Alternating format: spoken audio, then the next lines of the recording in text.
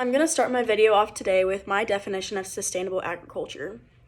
Sustainable agriculture is different from traditional agriculture in that every step of the process is done in a way that is most beneficial for every aspect involved, including the animals, crops, environment, and people.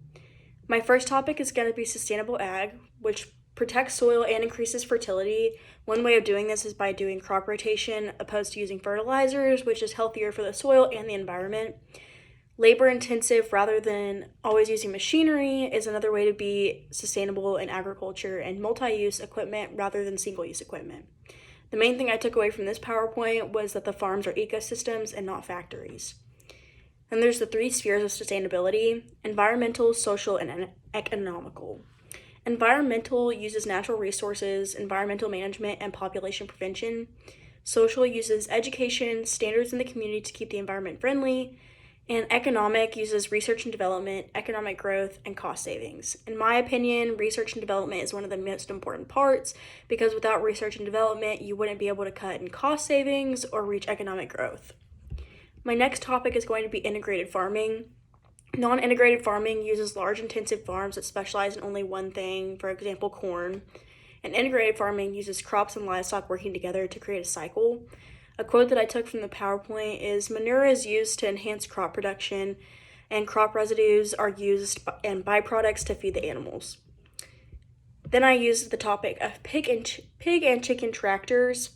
Pigs are confined in crop fields well prior to planting of crops and are used to plow the field by digging up the roots, since pigs are known to dig up roots in the ground.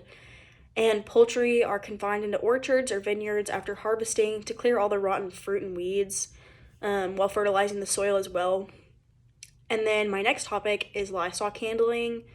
The three topics of understanding how to handle livestock is handling stress, worker safety, and animal welfare, which includes designing product systems where they can express their natural behaviors. One person that was really good on this topic is Temple Grandin. She is really big in the ag community, and if you look her up, she is very well with animal welfare. Worker safety, a good example of that is knowing not to walk behind a horse or be aggressive with the cattle, stuff like that. Behaviors, knowing behaviors of the animals, aggression, social structure, sexual behaviors, maternal behaviors, and disorders. These are all things that can be seen with the eye. Just like reading social behaviors of humans, you want to read social behaviors of animals the same way. It's pretty obvious when they're acting certain ways, what's going on. And the reasons for handling, just a few reasons, are breeding, vet care, transportation. I've worked with my mom on breeding animals. I've worked in FFA, having to take my goat to the vet, stuff like that. You're always going to have to work with handling livestock in the ag industry. My last topic is going to be poultry breeds. So possible goals that you can reach with this are egg production, meat production, developing your own breeds, and breed preservation. One of the main things you want to know is know your own market. You don't want to use a certain breed for the wrong thing. There are certain breeds that are known for egg production or for meat production. You want to make sure you're using the right breed for the right thing. Chickens are classified by size, location of where they came from, their shape, and their color. And you want to consider your climate when deciding on what breed you want to use. Different breeds do better in different climates. For example, Mediterranean breeds do better in hot climates, and American breeds do better in cool areas. Meat breeds consist of broilers, Freedom Rangers, Cornish, Java, and Jersey Giant.